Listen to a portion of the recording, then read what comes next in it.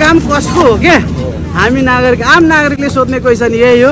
यो बाटोघाटो यो नाला सफा गर्ने काम कसको हो? हामीलाई जवाफ चाहिँ दिनुपर्छ। यदि यो जवाफ दिनु सकेन भने तपाईँले त्यो ठाउँ छोड्नुहोस्, हामी आउँछौँ है। छोडिदिनु भयो। श्रम संस्कृति पार्टी आउँछ अब आउँछ जतिको पिउनुहोस् जसरी गर्नुहोस्, तर यसरी बोतल चाहिँ नफाल्नुहोस्। सार्वजनिक ठाउँमा फाल्नु भएन कोही पनि मान्छे दुर्घटना हुन सक्छ हो, अङ्गभङ्ग हुन सक्छ, कुद्दाखेरि गाडी साडी पङ्क्चर हुन सक्छ।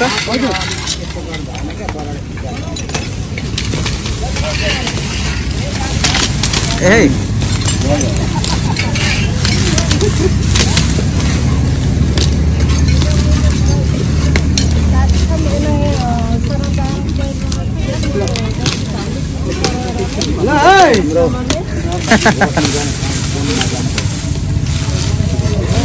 यो जम्मैको यहाँनिर मुख्य ठाउँ आएको यो झाडीले गर्दा है। यो झाडीले गर्दा यहाँनिर अनि आउँछन्, पिसाब हेर्छन् है, दुर्गन्धित बनाइदिन्छन्।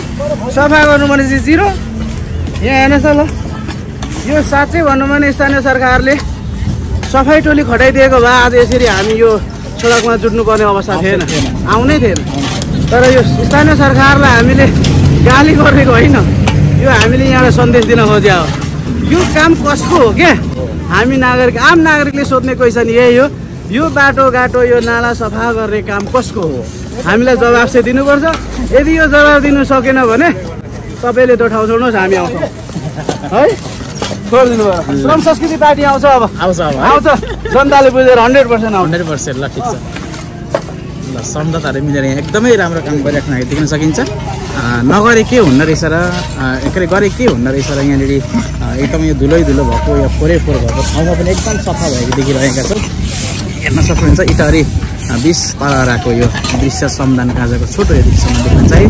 हस्त धन्यवाद सबैलाई, धन्यवाद। दाइ के छ? 2-4 महिनामा आयो भने यहाँ अलिक कम्ती हुन्छ नि त। हजुर हजुर। यो गएर फेरि 1-2 महिनामा एकछिन दोबारा हो गर्नुपर्ने हो कि। त्यही त अब यति गरेर फेरि साल 2 साल छोड्यो भने त त्यस्तै भइहाल्यो मामा। निरन्तर गर्नु पर्यो मामा। अनि होइन महिना 1 महिना 2 महिना फेरि दोबारा उम्रेको झारहरू। परिवर्तन भनेको यसरी हुन्छ। हिजोको दिनमा यस्तो काम गर्ने यस्तो खालको भनौँ न माहौल थिएन, तर आज हेर्दाखेरि चाहिँ हामीले देखिरहेका छौँ यस्तो माटोलाई पनि यसरी मजाले यो पुरिएको ठाउँलाई पानी बग्ने ठाउँलाई चाहिँ यसरी काम गरिराख्नु भएको छ ल। यो चाहिँ इटहरी 20 तरारा यहाँनिर हामीले देखिरहेका छौँ। सम्मान सबैजना मिलेर गरिराख्नु भएको छ। यो फोहोरको झाडीहरू एकदमै बाटोको एकदमै झाडीहरू फाट्दै यो सफा गरिराख्नु भएको हामी देखिरहेका छौँ।